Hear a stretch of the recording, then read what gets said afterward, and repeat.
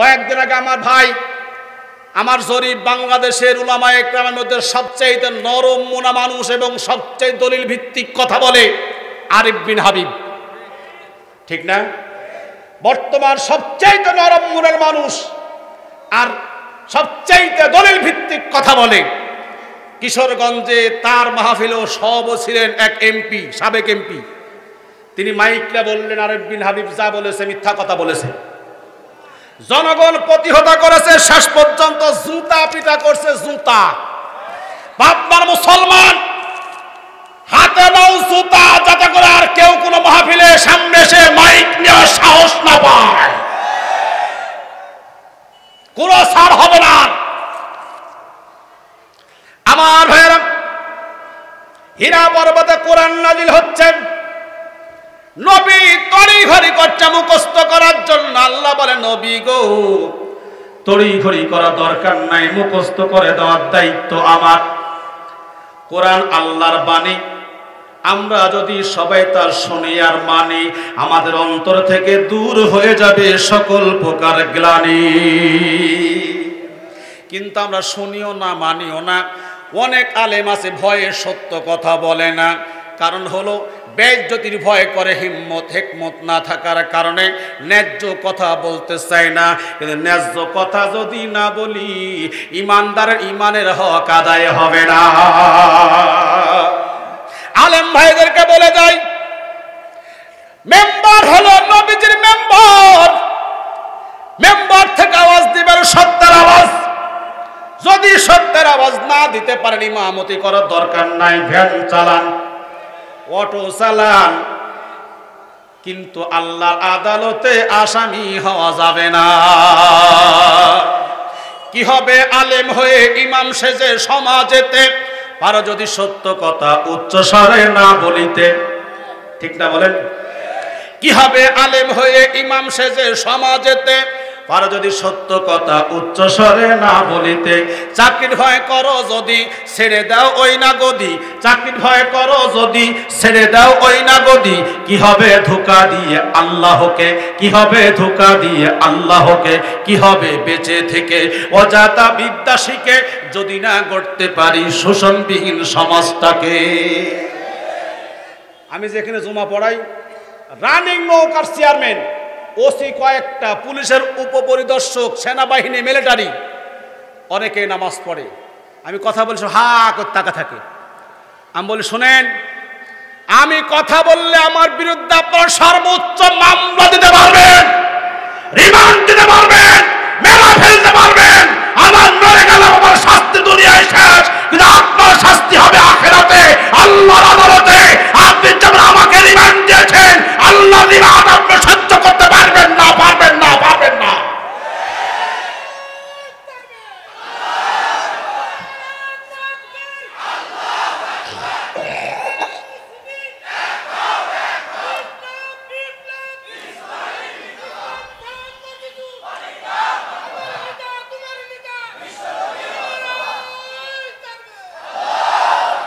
আমার ভাইরা, আল্লাহর সাথে ধোঁকাবাজি যারা করে, দুনিয়ার চিন্তা করলে হবে না, ভয় করতে হবে আল্লাহকে। জোরে বলুন কাকে?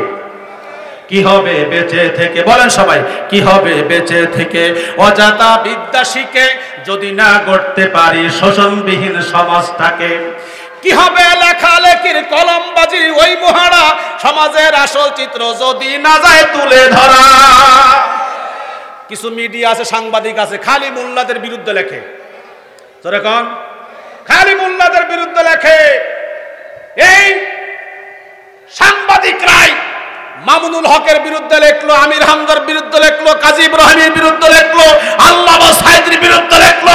এই শয়তানের বাচ্চারা সাকিব আর বব্বের বিরুদ্ধে, পরিবারের বিরুদ্ধে কিছুই লেখলো না, কারণ তারা হলো তাদের দালাল। কথা বলুন ঠিক না বেঠিক? কি হবে লেখালেখির কলমবাজির ওই মহড়া, সমাজের আসল চিত্র যদি না যায় তুলে ধরা। যদি ওই ঘুষের বলে কলমটা উল্টা চলে, যদি ওই ঘুষের বলে কলমটা উল্টা চলে, তবে কি যাবে রোখা দুর্নীতিকে। কি হবে বেঁচে থেকে অজাতা বিদ্যা শিখে, যদি না গড়তে পারো শোষণবিহীন সমাজটাকে। কোরআন নাজিল হয়ে গেল। নবীজি কোরআনের দাওয়াতি কাজ শুরু করে দিল।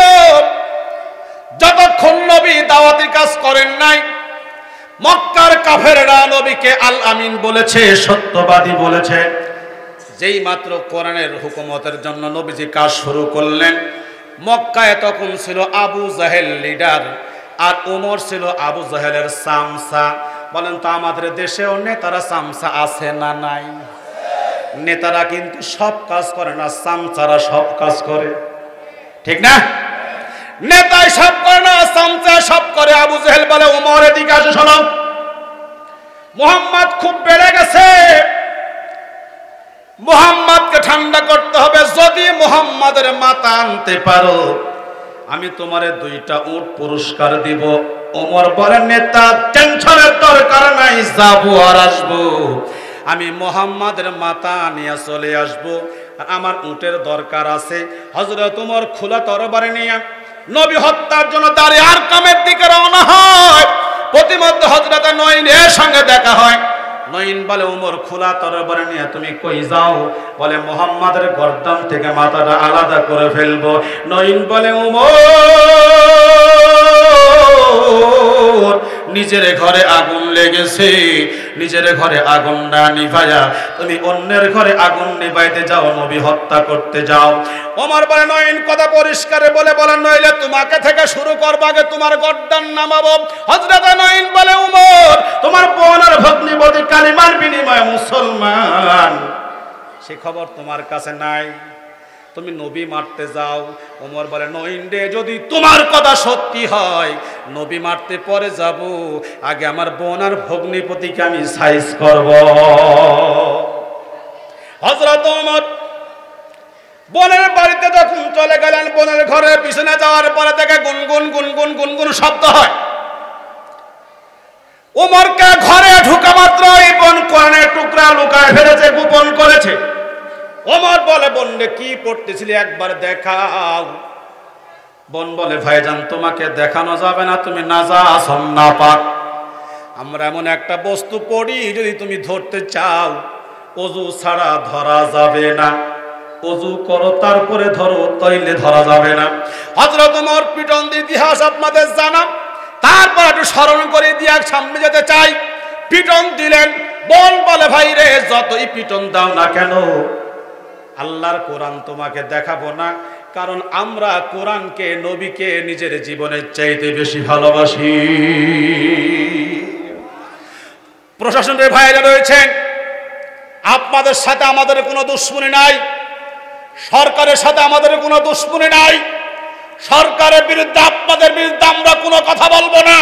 শুধুমাত্র আমরা কথা বলবো এই বাংলার জমিন, এটা আমার মায়ের দেশ, বাপের দেশ, বঙ্গবন্ধুর দেশ, মুক্তিযোদ্ধার দেশ, কোরআনের দেশ, এদেশ মুসলমানের দেশ। শুধুমাত্র আমরা কোরআনের ময়দানটা পরিষ্কার চাই। আর আমাদের আল্লামা সাইদি আমির হামজা, মামুনুল হক, এদেরকে আমরা কারামুক্ত দেখতে চাই। কথা বলুন ঠিক কিনা ভাই? যদি এদেরকে মুক্ত করে না হয়, আগামী দিনে এমন পরিবেশ আসবে, ৭১ যেমন ৩০ লক্ষ শহীদের বিনিময়ে বাংলাদেশ স্বাধীন হয়েছে, বদল হলে বাংলাদেশে আর একটা ৭১ কায়েম হবে, আর একটা ৭১ কায়েম হবে, কেউ ঠেকাইতে পারবে না।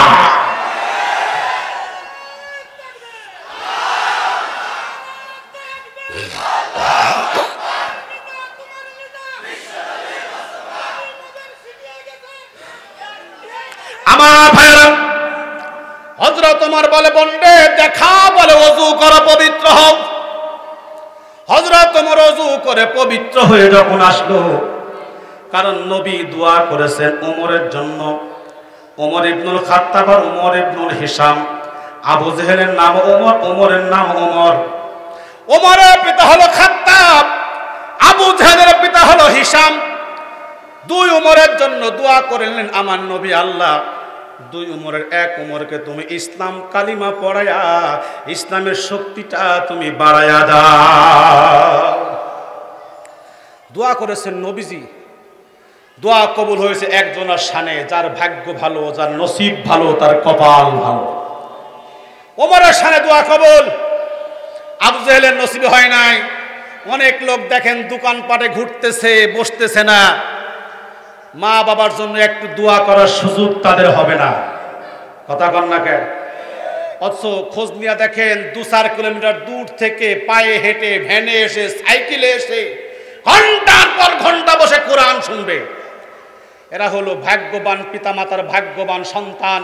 আর যারা পিতামাতার জন্য দোয়া না করে মেলায় ঘুরে, এরা হলো হতভাগা পিতামাতার হতভাগা সন্তান। নবীর দোয়া কবুল। ওমর ইবনুল খাত্তাবের শানে ওমর ইবনুল খাত্তাব হলো ভাগ্যবান, আর আবু জেহেল হলো কপাল পোড়া।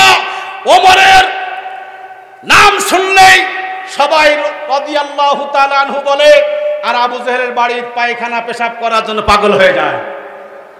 যারা হজে গেছেন তারা দেখেছেন। আমার সাথে এক মুরব্বী হাজী সাহেব ছিল। আসলে দিনের বেলা যখনই যাবেন দেখবেন 10-20 জন লোক সামনে আছে।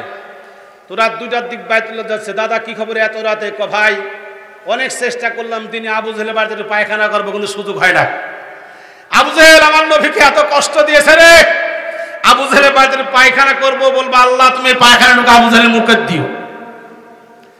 বলেন তো আবু জেহেল ঘৃণিত ব্যক্তি না সম্মানিত ব্যক্তি? বুকে হাত দিয়ে বলুন তো, যখন ইরাক ইরান যুদ্ধ হয় সন্তান হলে নাম রাখে সাদ্দাম, ঠিক কিনা বলুন? প্রধানমন্ত্রী যখন যমুনা সেতু উদ্বোধন করে সন্তান হলে নাম রাখে যমুনা সেতু। এরকম নাম আছে না নাই? পদ্মা, পদ্ম, যমুনা সেতু এরকম নাম তৎক্ষণ রাখা হয়েছে কি হয়নি? কিন্তু বুকে হাত দিয়ে বলুন তো, পৃথিবী খুঁজলে আবু জেহেল একটা নামের লোক পাওয়া যাবে? ফেরাউন কেউ শখ করে রাখছে যে পৃথিবীর কারো নাম না আবু জেহেল নাই, আমি একটা নাম আবু জেহেল রাখি? বুঝতে আপনার পাপ নাই আছে নাকি? এত আসতে বলতেছেন নাই, যদি বলুন আছে। বন্ধুরা আমার, ভাইয়ের আমার, নবীর দোয়া কবুল হয়ে গেছে উমরের শানে। এবার উমর বলে, বন্ধে একটু দেখা তোমরা কি পড়তেছিলে? ওযু করলো, গোসল করলো, পবিত্র হয়ে গেল। এবার বোন যখন কোরআনের টুকরা হাতে দিল, ওমর বলে, বোন আমি তো পড়তে পারি না, কি লেখা আছে একটু পড়ে শোনাও। বোন আর ভগ্নিপতি মিলে আল্লাহর কোরআন তেলাওয়াত করে উমরকে শোনানো শুরু করলেন। তাহা মা আনজালনা আলাইকাল কুরআনা লিতাশকা তানজিলাম মিম্মান খালাকাল আরদা ওয়াস-সামাওয়াতিল উলা আর-রাহমানু আলাল আরশি ইসতাওয়া। মুসলমানের মতো বলুন আল্লাহু আকবার। আরো জোরে বলুন আল্লাহু আকবার। হযরত ওমর বলে, বন্ধু আর দেরি করব না, আমাকে তাড়াতাড়ি নিয়ে চলো বিশ্ব নবীর দরবারে। নবী দারে আর কামে বসে আছে, সাহাবাদের নিয়ে নসিহত করতেছে। একজন খবর দেয় ওমর আসতেছে। নবীজি বলে, সাহাবীরা রে ভয় পেও না, ভয় পেও, ওমরকে আমার দরবারে আসতে দাও। ওমর যখন নবীজির দরবারে দারে আর কামের মধ্যে ঢুকতেছে, আল্লাহর নবী ডেকে বলে, সাহাবীরা দরজাখানা খুলে দাও, উমরকে রাস্তা করে দাও। যখন সাহাবীরা রাস্তা করে দিল, হযরত ওমর হাঁটেনি পা পা করে আমার নবীজির সামনে দাঁড়ায় যায়। আমার নবী দাঁড়ালেন। ওমরের এই জায়গা ধরে বলে, ওমর এখানে কেন আসছো? থরথর করে কাঁপতেছে, কথা বলতে পারে না। কাঁপতে কাঁপতে ওমরের হাত থেকে তরবারি খানা পড়ে যায়, ঠোঁট দুটা কাঁপতেছে, কথা বলতে পারে না। ওমর বলে, নবীজি আসছিলাম আপনাকে হত্যা করার জন্য, কিন্তু ওগো নবী আপনাকে হত্যা করার সুযোগ আমার নাই। ওগো নবী দুনিয়ার সব সম্পদকে ফেলে দিয়ে সম্পদের জন্য আপনাকে হত্যা করতে আসছিলাম গো নবী। সব সম্পদকে লাথি মেরে আমার আসল সম্পদ জান্নাত আমার কলিজার মধ্যে আমি তুলে নিতে চাই। কোনো সম্পদ আমার দরকার নাই, আমি জান্নাতের পথে চলতে চাই, বাকি জীবন আপনার সেবা করতে চাই।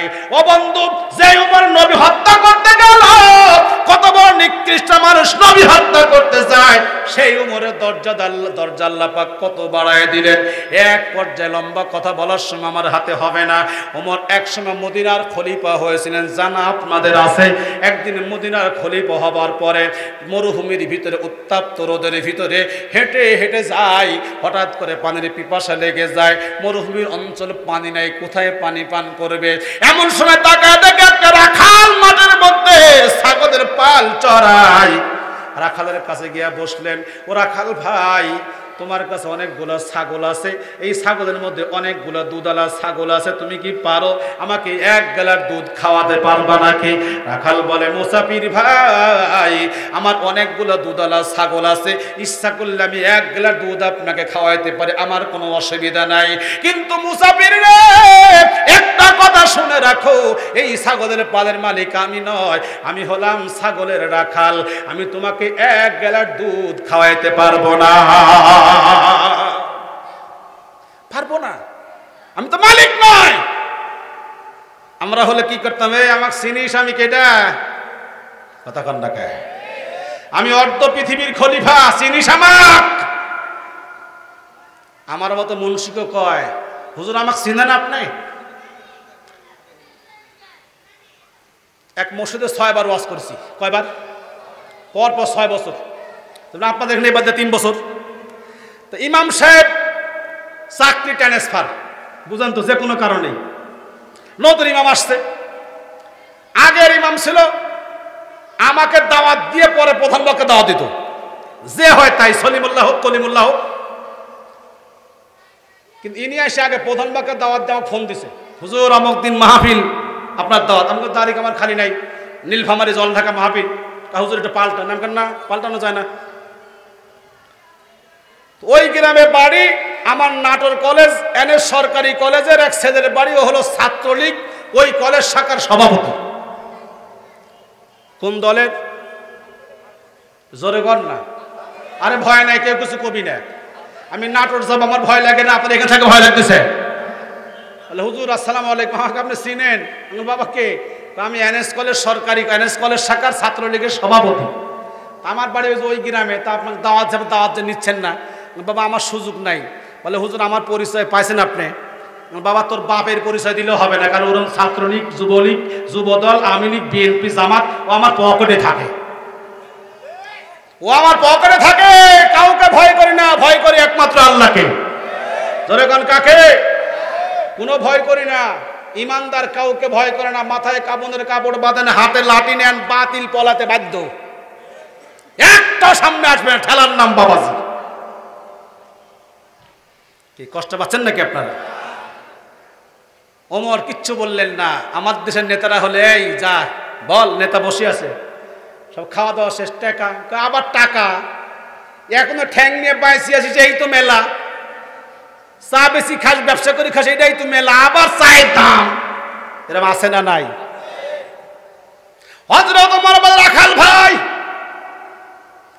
একটা কথা পরিষ্কার তোমার আমি বলতে চাই, আমি মুসাফির হতে পারি, আমার কাছে টাকা আছে। তুমি হয়তো মনে করো আমি মুসাফির মানুষ, আমার কাছে টাকা নাই, তা মনে করার কোনো কারণ নাই, আমার কাছে টাকা আছে। তুমি একটা ছাগল আমার কাছে বিক্রি করো, আমি ছাগলের দুধ খাবো, যাবার সময় ছাগলটা তোমার কাছে ফেরত দিয়া যাব। আমার দুধ খাওয়া হলো, তোমারও কিছু পয়সা হলো, মাঝখান থেকে তোমার টাকা পয়সা হয়ে গেল, মালিকও জানলো না তুমি ছাগল বিক্রি করেছো। পরামর্শটা ভালো না খারাপ? হ্যাঁ খারাপ। মাথা ঠিক আছে তো? মেন্টাল পাশে আছে? জোরে বল, পরামর্শ ভালো না খারাপ? যারা হলো বুদ্ধিমান, যারা বলছেন খারাপ, তারা ওই দলের মানুষ। সিটারে সিটারে বাংলাদেশ আছে না নাই? সিটারের দেশ হলো বাংলাদেশ, কাউকে বিশ্বাস করতে নাই।